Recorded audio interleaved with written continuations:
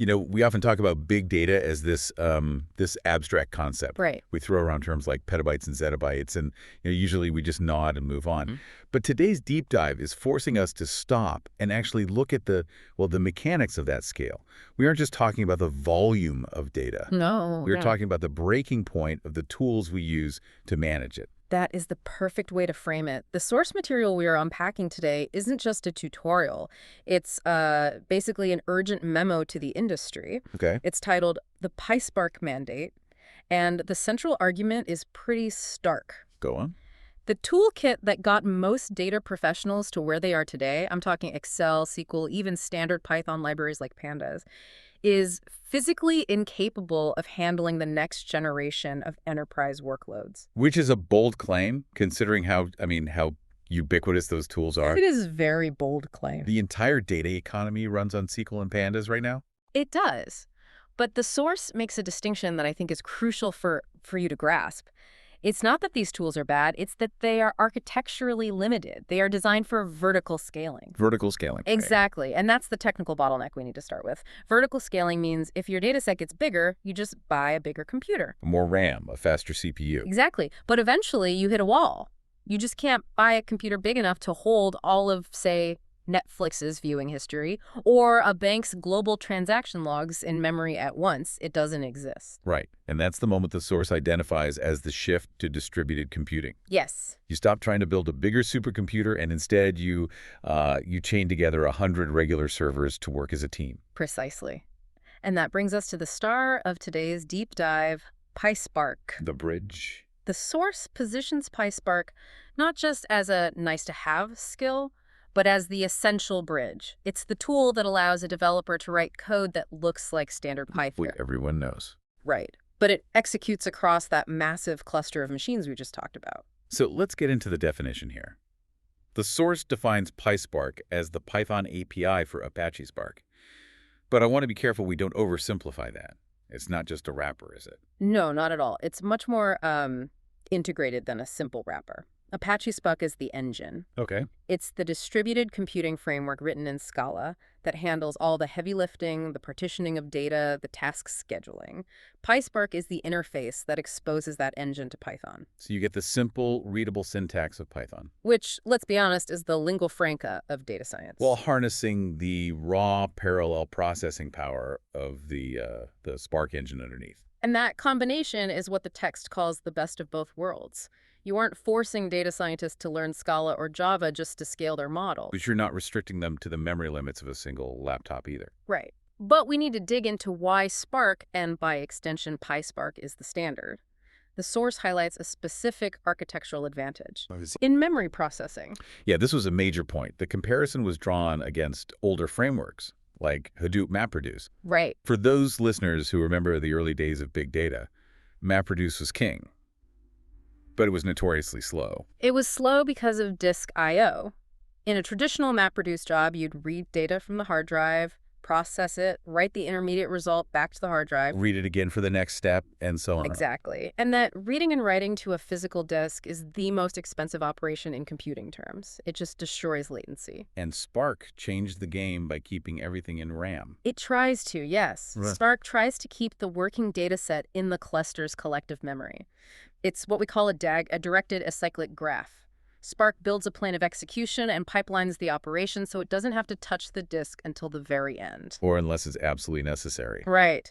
The source cites that this makes PySpark significantly faster. We're talking up to 100 times faster in some workloads compared to those gen-based predecessors. Hold on, I want to double-click on that term you use, DAG. Directed acyclic graph. Mm-hmm. The source mentions this as part of Spark's lazy evaluation model. This is a concept that trips up a lot of people moving from standard Python, isn't it? It is, and it's critical to understanding why PySpark is so efficient. In standard Python, say, using pandas, if you type a command to filter a dataset, the computer does it immediately. Right.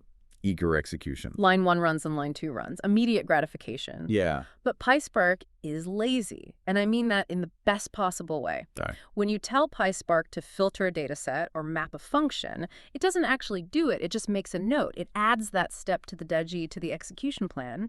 It only actually runs the code when you call an action, like asking it to count the rows or save the file. So it's like a chef looking at a whole order ticket before they start cooking, rather than just reacting to every single item one by one. That's a great analogy. Because it waits, the Spark engine can look at the whole plan and optimize it. Yeah. It might say, hey, you're filtering this data here, but then you're ignoring half the columns later, so I'm just going to skip reading those columns in the first place. It optimizes the path before a single byte of data is even processed. Wow. That is the engineering magic that allows it to crunch petabytes efficiently. It's optimization through procrastination. Let me play devil's advocate for a second here. Please. The source praises in-memory processing, but RAM is significantly more expensive than disk storage. If you're a startup or a smaller enterprise, isn't there a risk that PySpark is actually overkill or just too expensive? That's a very valid economic question. And yes, RAM is expensive. If you have a 500 megabyte CSV file, spinning up a Spark cluster is absolutely overkill. A sledgehammer to crack a nut? Exactly. But the source material is specifically addressing the modern enterprise context. Banking, telecommunications, healthcare. Right. In these environments, the cost of latency, the cost of waiting for data, is far, far higher than the cost of RAM. So let's talk about those environments, the so what section of our deep dive. You mentioned banking. Let's dig into fraud detection specifically. Okay, this is a classic use case because it requires high throughput and low latency. In a traditional batch system, a bank might review transactions at the end of the day. Which is too late. The money is gone. Way too late. Exactly. You need to catch the swipe while it's happening. In real time. So in a PySpark architecture, you're likely using Spark streaming. You have a data ingestion layer, maybe something like Apache Kafka, feeding a continuous stream of transaction data into the Spark cluster. And PySpark processes this data in microbatches. Microbatches. It collects, say, a few hundred milliseconds of data, treats it as a tiny data set, runs the fraud detection algorithm against it, and spits out a result flag or approve almost instantly. And it's comparing that single swipe against huge historical patterns that are stored in memory. Correct. You simply cannot do that with a SQL query on a traditional database. The read-write lock would just choke the system. That brings up a massive point about stability. If you're running a huge query on a production database for fraud, you risk slowing down the actual transaction processing for everyone else. Absolutely. PySpark decouples that. It separates the analytical workload from the transactional database. Okay, what about the e-commerce example? The source mentions recommendation systems. You know, customers who bought this also bought that. But technically, that seems like a different beast than fraud detection. It is. That's not just looking at one transaction, it's looking at everyone's transaction. It is, and it brings up one of the most difficult concepts in distributed computing, the shuffle. The shuffle. Yeah. It sounds like a dance move, but I know in data engineering it's usually a nightmare. It can be a real nightmare. Imagine you want to group all purchases by user ID to see what they bought. In a distributed system, user A's data might be on server 1, server 20, and server 50. Okay. To group them, PySpark has to physically move that data across the network so all of user A's records end up on the same machine. That movement, that is the shuffle. And moving data across network cables is way, way slower than moving it inside a microchip. Orders of magnitude slower.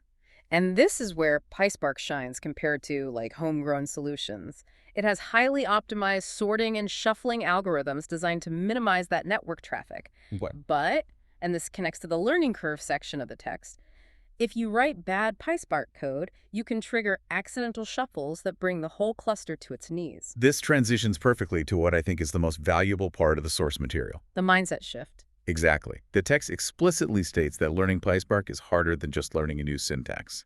It says students struggle because they lack conceptual clarity. Yes. And this is the difference between a coder and a data engineer. A coder asks, does this syntax run? An engineer asks, how does this execute across the cluster? Precisely. Can you give us a concrete example? What's a mistake a student makes when they try to treat PySpark like normal Python? Oh, the classic example is the for loop. In standard Python, if you want to process a list of items, you write for item in the list. Do something. Programming 101. Right. It's sequential. Step 1, step 2, step 3. But if you try to do that in PySpark with a terabyte of data, you are forcing the driver node, the brain of the operation, to pull all that data back to itself and iterate through it one by one. So you aren't using the cluster at all. Not at all. You've turned your Ferrari into a bicycle. You've bottlenecked the whole system back to a single machine. I see. The mindset shift is moving from procedural thinking loops and steps to functional thinking. You use transformations like map, filter, and reduce. You tell the cluster, I want every machine to apply this formula to whatever data it currently holds. You don't loop, you broadcast instructions. That's a really helpful distinction. It's the difference between doing all the work yourself versus shouting instructions to a stadium full of people who all do the work simultaneously. That's a perfect visualization. And the source mentions another specific pitfall related to this. What's that? Data skew. So an imbalance. Exactly. Imagine you are partitioning your data by country.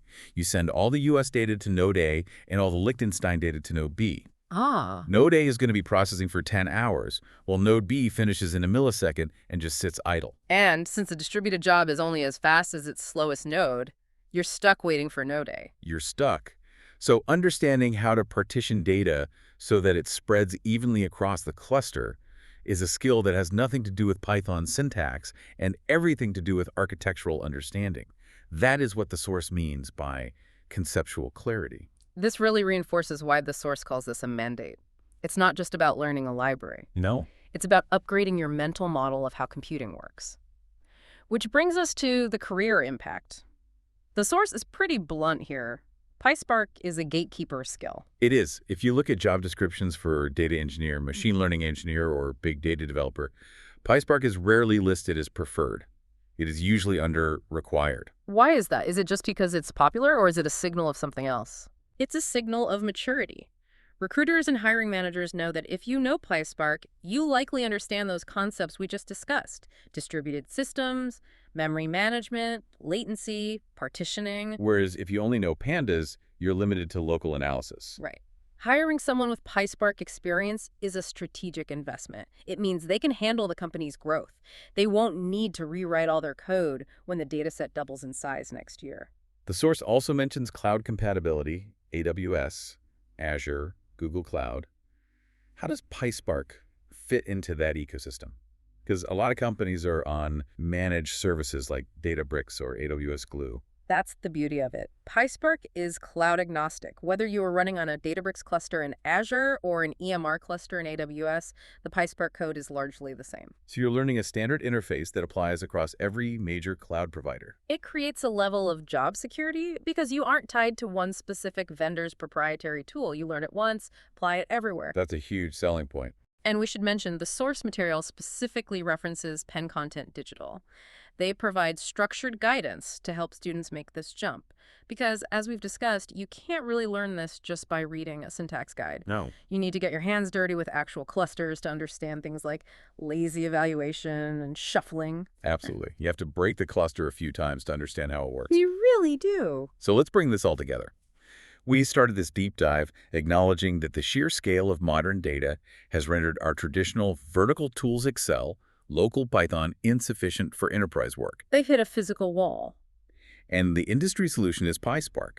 It bridges the gap by offering the usability of Python with the raw distributed power of the Apache Spark engine. Exactly. We looked under the hood at why it works. In memory processing that avoids slow disk I/O, and the lazy evaluation model that builds a directed acyclic graph-a-D to optimize execution plans before running them. We also discussed that critical mindset shift, moving away from sequential loops and towards parallel transformations, understanding data skew, partitioning, and the cost of the shuffle. And finally, the career reality. This is the toolkit for the future. Whether it's real-time fraud detection in banking or massive recommendation engines in streaming, PySpark is the engine running the show. It is the difference between analyzing the past and engineering the future. I want to leave our listeners with a thought to mull over, specifically regarding that shift from local to distributed computing. We've spent years teaching people to code on their laptops, thinking in terms of files and local memory. It's how almost everyone starts. Right. But as cloud computing gets cheaper and data gets exponentially larger, is local processing destined to become a niche hobby? The source implies that the distributed mindset might simply become the only mindset. If you can't architect for the cluster, will you even be considered a developer in 10 years? Or will that be like saying you're a carpenter who only knows how to use a handsaw but not a power drill? That is a very provocative question. The abstraction layer is definitely rising. Something to think about the next time you fire up a Jupyter notebook. Thanks for diving deep with us today. We'll see you in the next one.